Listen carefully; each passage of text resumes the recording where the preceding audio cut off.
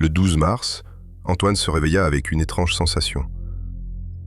Tout semblait normal, sa chambre, son chat, la pluie derrière les volets.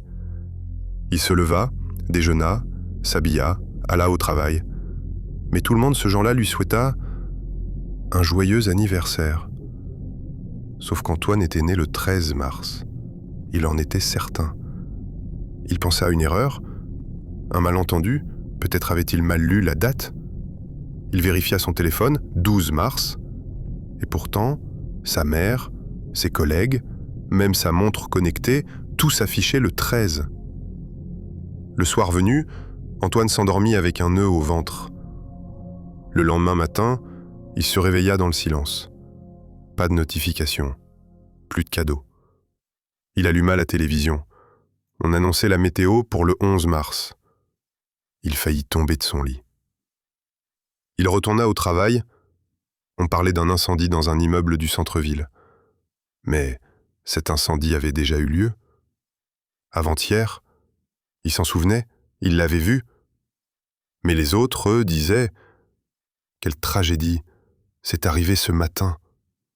Et chaque jour, c'était pire. Antoine se réveillait la veille, les actualités étaient toujours en retard, ses messages se désenvoyaient, ses cheveux repoussaient, il rajeunissait lentement, presque imperceptiblement. Il tenta de garder une trace, il écrivit un journal, mais chaque matin, les pages étaient vierges.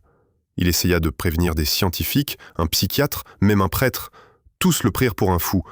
Et puis, le lendemain, il n'avait jamais entendu parler de lui. Jusqu'au jour où il vit quelque chose d'encore plus étrange. Son reflet dans le miroir le fixait avant qu'il ne tourne la tête. Il était prisonnier du temps. Il reculait, inexorablement, jour après jour. Il assistait à sa propre vie en sens inverse. Il revoyait son père, décédé depuis 10 ans, lui sourire un matin. Il revivait un baiser oublié, puis un chagrin d'amour, puis l'école, le collège, l'enfance. Il pleurait chaque soir, sachant ce qu'il allait perdre au matin. Et un jour, il s'éveilla dans un berceau, sans mots, sans pensée, juste une sensation, un battement, une chaleur, un dernier souvenir, puis plus rien. On dit qu'il est né le 13 mars. Un bébé calme, les yeux grands ouverts, comme s'il savait déjà tout ce qui allait arriver, ou plutôt tout ce qui s'était déjà produit.